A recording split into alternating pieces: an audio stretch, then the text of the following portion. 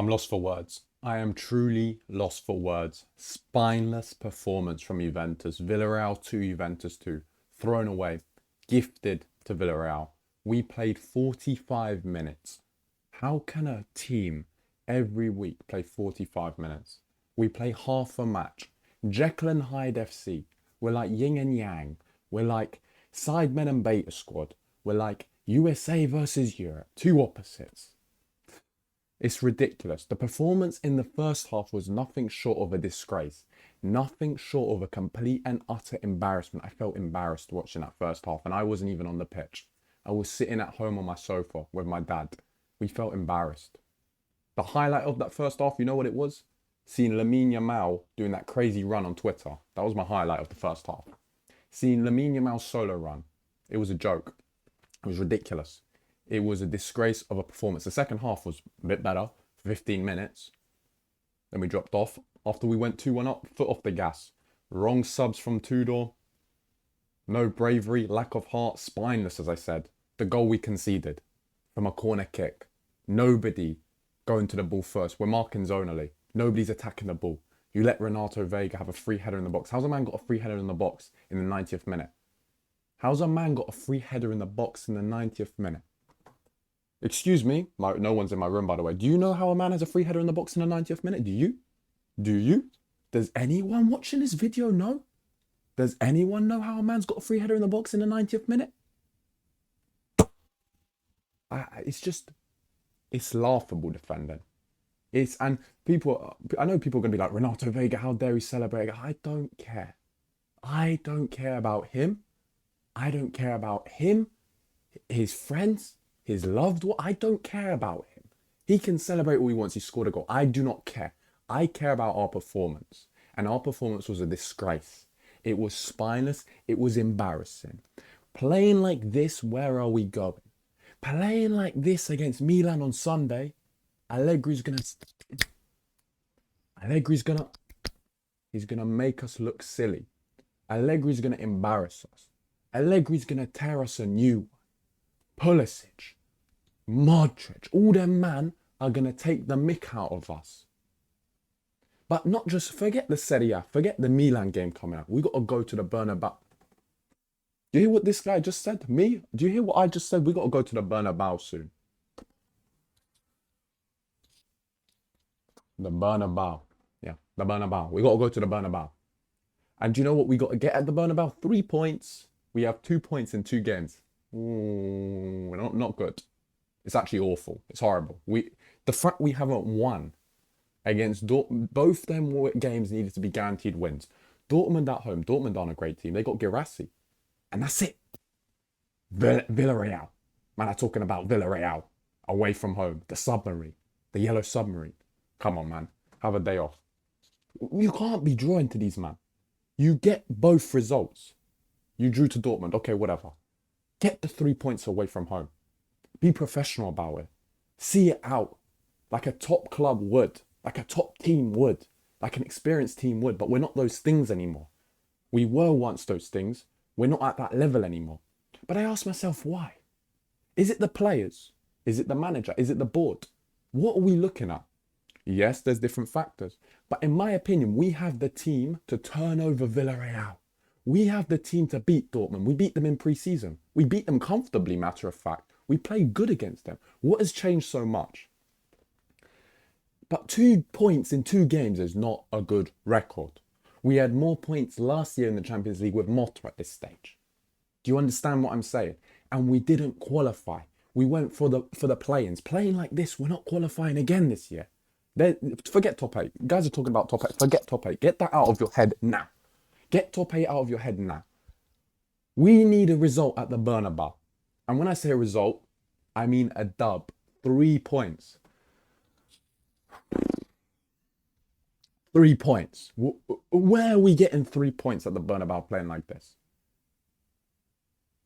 The Champions League this year, I have no expectations for. But let's talk about this game because this game is just insanity. Is this working? Yeah, it is working. This was the lineup. We're going through it now. One by one. Nobody's safe. Penning in goal. I think he should have done better on the header. But But Vega is like 3 yards out from him. It's hard to react in time. I get it. It's the defense. It was mostly the men not going towards the ball, attacking the ball in the corner. So I can't really blame Pedin. Otherwise, he made a couple good saves in the first half. He was getting bombarded, bro. It was blitzkrieg there, bro. They were just hitting. He made a good save onto the post. Would Di Gregorio have done better? Who knows? I mean, against Dortmund, he cost us. The defense. The defense, bruv, in the first half, the defense was dead. There's no two ways about it. The defense without Bremer. Bremer marshals that defense. We need Bremer like we need oxygen. We need Bremer like I need Madison Beer in my life. We need Bremer like Lamine Yamal needs Instagram in his life. Do you understand what I'm trying to tell you right now? We need Bremer like old FIFA YouTubers needed dodgy FIFA coin sites in their lives. That's what we need. And without Bremer, I already went to this game pessimistic. Without Bremer and Thuram, I went in this game with a prayer and a 100% Jesus mentality. I'll be honest with you. Because with this defense, where are we going? Kalulu today wasn't great. I mean, he played up here, he played here, he played everywhere. Gatti, the goal saved him because he made a couple good clearances, but he was getting bullied. Kelly, I think, has started well this season, but today he wasn't excellent. No one was excellent. The defense is weak, bro. The defense today was like a kitchen apron, no back. We were leaking chances. The first half, I mean, that first half, I said it at the start of the video, was embarrassing. That first half was a disgrace. That first half, we could have been 4-0 down, and I'm not exaggerating. We didn't have a single chance in that whole first half. It was everything Villareal. Everything.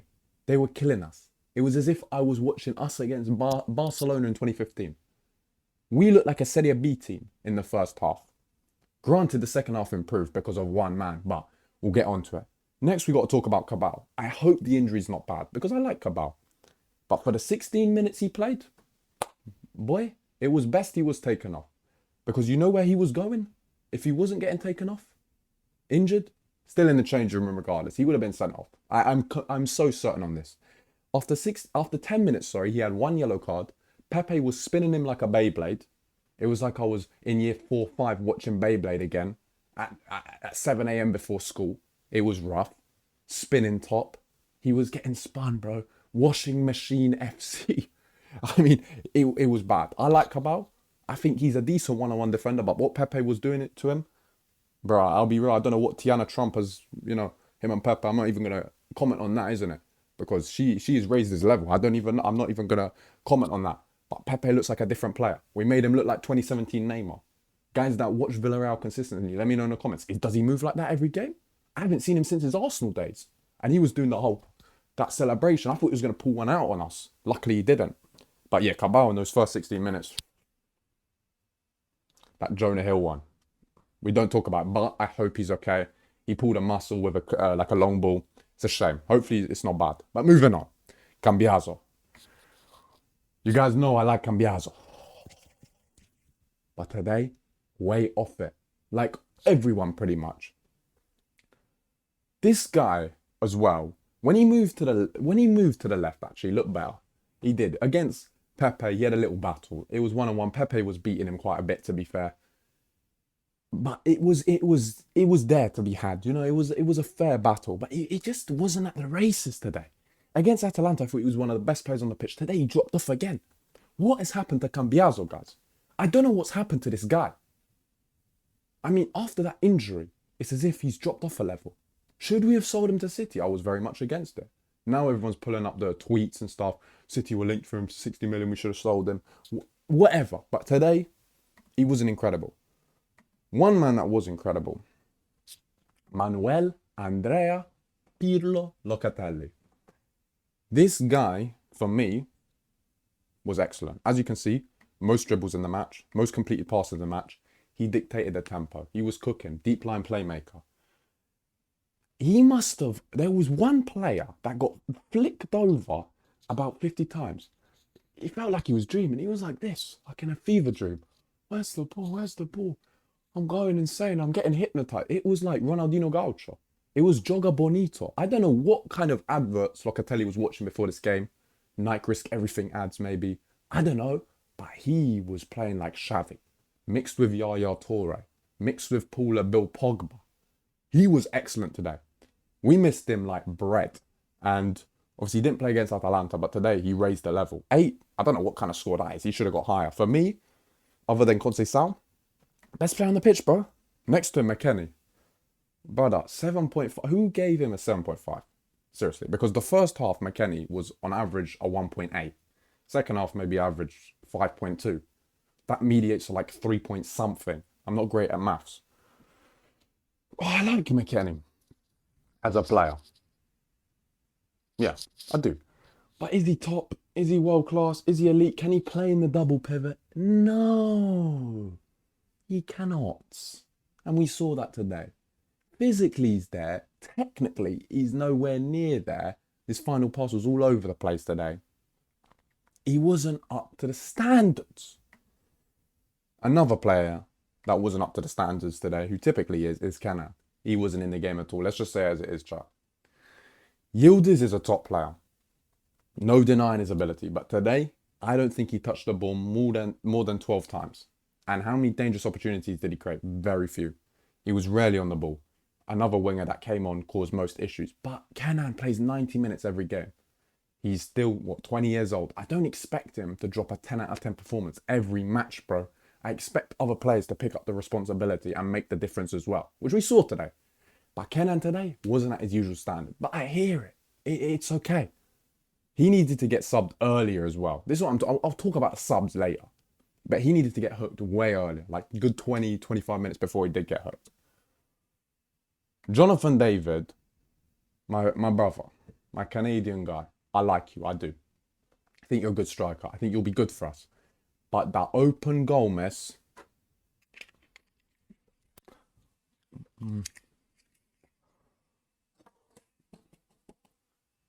Please, my brother. How? Please, how? Explain. Por favor, s'il vous plaît. How many languages do I have to ask him? Please, explain it. The goal is 2 yards out. Hit the target, you score. How? How have you missed? Chat, does anyone know? That is the miss of the season in all 27 big leagues in Europe. The biggest miss of the season. I mean, he hit the bar, actually, from a very tough angle, which was a good strike. But the miss, bro, I can't forgive you for that miss. That's 2 points. Thrown away. Gifted. Fairy dust. Gone far away in another magical universe. Big miss. Regardless, I like David. Okay? I'm not going to get onto him too much because he wasn't really served at all. First half, he did his thing. Didn't barely touch the football because nobody played him, but physically there, pushing back the defence, holding them back. Better in the second half apart from the miss. But now, how did he get 6 points? We talk about this, man. I really don't want to be pessimistic. But I fear that Coop Miners has regressed like 75% of his ability that we saw at Atalanta. Maybe more. Maybe my percentile was low. Maybe my estimation is way off. Maybe. But the Coop Miners I saw at Atalanta compared to today's Coop Miners isn't Coop Miners. It is Coop Finers. Coop Ziners. Not the M. The M is not there. The M is not there. What I saw from Coop Miners in the first half wasn't football. I saw a person that was playing with so much stress, so much pressure on his shoulders that he couldn't even play football. I saw a man that was playing the occasion. And by the way, this isn't a big game. This is a second match day at Villareal of the Champions League group stage. Not a knockout stage game, not a final. Forget all of that. So he was playing the occasion. But I don't blame Coop Miners.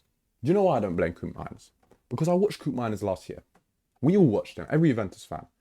I feel like if you're a Juventus fan and you watch Coop Miners and thought he needs to start, I feel like you don't really watch football.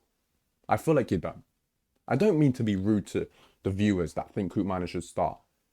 Koopmeiners should not start for Juventus. He shouldn't have started last year. He shouldn't be started now. In any part of the football pitch. Out wide here, in the double pivot here, on the left here, in goal here, centre half here. He should start over here, on the Subos bench. Do you understand? Koopmeiners shouldn't be starting at Juventus. Therefore, I don't blame Koopmeiners. I watched him. I think he's a player that tries. He gives 100%. He works hard off the ball, which I respect. But me, for 60 million, I need a little bit more than 12 kilometers covered. I need some goals and assists, because goals and assists win you matches. That gives you points. That helps you fight for trophies. Simple. If I pay 60 million, I need a bit more. I need a bit more from you. Actually, a lot more. And watching Koopmeiners on the right, it was a tough watch. And at half time, I was thinking, if he doesn't get hooked, I might switch to the Barca game. I might. And watch Lamine. Because he can't play there. He's out of his depth. He cannot be playing at this level. Let's just quickly look at the momentum. This should all be yellow, by the way. Forget all of this. Forget this. This is a myth. Whoever designed this, you got technical difficulties. Go fix your servers. Here, I want to talk about like this area. We dropped off here. We dropped off at this point. We still got the ball. Forget all of that. Stats are misleading. We had a good like 15 minutes, as I said, and then we dropped off. What we should have done here is made aggressive subs. We should have put Vlahovic on earlier for David, who wasn't in the game. Conceição was here. I'll talk about him after. Kenan should have been hooked for Zagrova. The formation should have been changed. We should have gone to a 4-back. You understand? Zagrova should have come on. Apenda could have even come on. Adzic should have come on earlier. Vlahovic should have come on earlier. We should have gone for like a 4-3-3, 4-2-3-1. Get the third. Let's kill these guys. Bring the 3 points back to Turin. But we sort of tried to defend the 2-1 lead. But our defence isn't strong enough to do so. So our game plan should be outscore the opponent. Try and score more goals than the other team. We can't win 2-1. We cannot win 1-0. With this defence, it's too risky. It's a gamble. We may as well go to Las Vegas. This is a team I have constructed because the formation is not good enough. The formation needs to switch ASAP if we want to go forward in life. This is a team I've come up with. Di Gregorio, Cambiaso, Bremer, Kelly, Cabal. All right, looking at this defence, first of all, Cambiaso starts full-back. It's not been excellent, but yes, to start on either flank. You could play Kelly here. You can play Kalulu right back. I don't care. The fact of the matter is it should be a 4-back. Bremer always plays. And then here, Kelly can go there. I didn't know you could do that. You could put Gatti in at the back centrally. I don't care. It's not the point. But it's the 4-back that needs to play. Here is a bit untouchable. He starts every game at the base. Every game. Every game, every minute and every hour. He's playing at the base. You know that song. He starts every game as a box-to-box man if he's fit. Then this one is the question mark, the third midfielder. You got a few options here. They're not world beaters, obviously. I would start Adzic because I think Adzic, we've seen him playing the double pivot. We've seen him playing the right forward role. Let's combine the two. Play him as the advanced 8, the Odegaard role, I like to call it. Give him a bit more freedom in the attack. Let him create more. Give him more creativity, freedom, libertation, that's not a word, to express himself. To make the giocata. I think he can do that. Or you can even put here, me, when I return to the squad. I can do that as well. At Genoa, Miretti had that more freedom role, more creativity in the final third role, a creative outlet. I think when I'm back fit, I can play that role. But you can put McKennie there.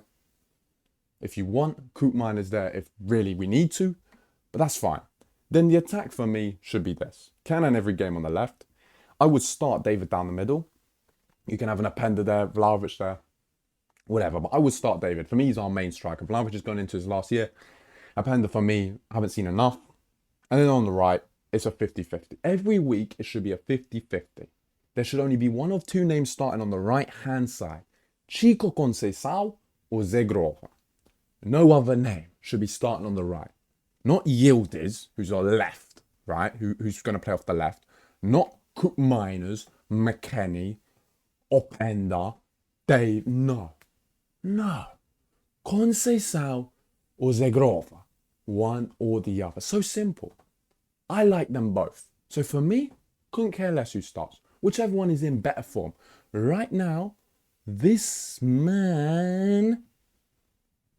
I didn't mean to do that, but it works because I'm talking about him. Is firing. He changed the game for us. Straight away. Comes on the pitch with swagger. Doing the whole, I'm trying to be myself. I got everybody mad at me for it. Like Marlon. Aura farming. Comes onto the pitch. Cool. Looks sharp. Bang, bang, bang. Couple moves. Okay, cool. Points his defender. Coop Miners didn't point his defender once. Okay. Tricky. Skillful. Direct. That's what a winger is. Not Coop Miners, who plays backwards, sideways, safe, is slow, can't point a man, can't beat a man. No disrespect. He's not a winger. As I said, it's not Coop Miners' fault. I'm talking to Tudor directly. He comes on, beats his man, puts a lovely ball into Jonathan David's feet on the 46th minute. David misses an open goal. First chance. Cool. Puts in a beautiful cross on the back post as well, which should have resulted in a goal as well. And then the goal. I'm just trying to pull up his stats here, just so you can see it. Yes, it was a mistake from Parejo. But who's awake and lucid in that moment to intercept the ball, point the defender, beat him, cut in on his left, and take his goal perfectly? Him. He changed the game. With speed, direction, pace, and trickery, unpredictability. 5 factors every winger in world football needs. Something that Coop Miners doesn't have because, why? He's not a winger.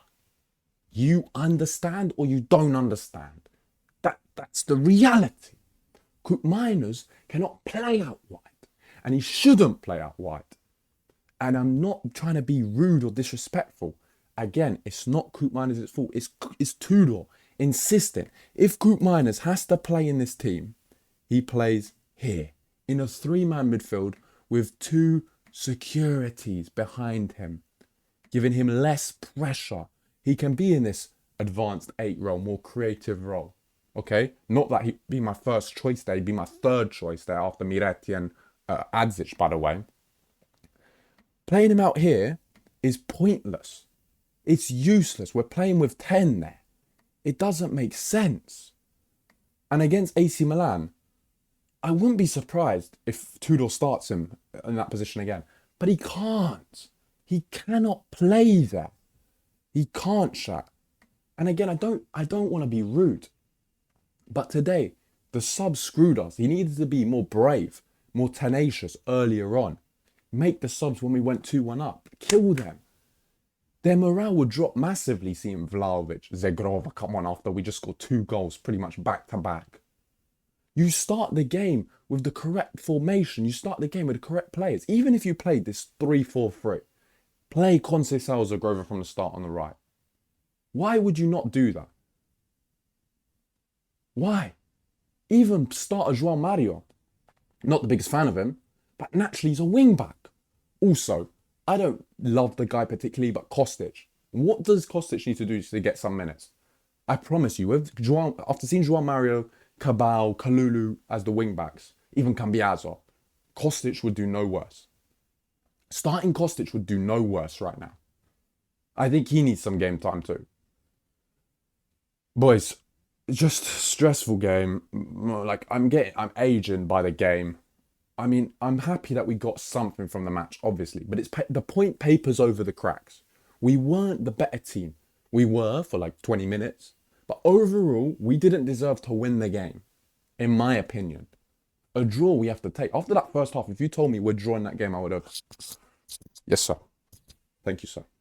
Thank you, dear sir. Thank you so much, sir. I'll take the point and move. I'll take the point, get on the plane and go back to Torino. Yes. Yes, master. That's what I would have said to whoever was offering me the point. But the point is, you get it? Quite oxymoron, quite funny actually. The point is, we start the game in a negative way. We start the game incorrectly, which puts us on the back foot, which screws us, which forces us to take the point. And playing like this against Madrid is a death sentence. It's a death sentence. Why? we may as well challenge them to a basketball game. Matter of fact, let's do that. Come, let's write to UEFA and say, dear Madrid, you've won your first 2 games, just for a laugh. Can we challenge you to a basketball game instead? Winner takes the 3 points. Let's just do it. Why not? Why not? I'll take that. I'll be so real. I'll take it. Disappointing result today. I'm really upset. I'm really upset. This like a lot of work needs to be done. I'm not convinced so far of us this season. I don't think we're really going to challenge for the Scudetto until the very end. I don't see us. Obviously, I think max will go as the play-ins in the Champions League. We'll see what we can do in the Coppa Italia. But boys, for me today, the performance was really, really poor. Let me know in the comments as always what you thought about the performance. Click the subscribe button if you haven't already. We're so close to 10k. Share it to some friends. Like the video, and I'll see you in the next one. Peace.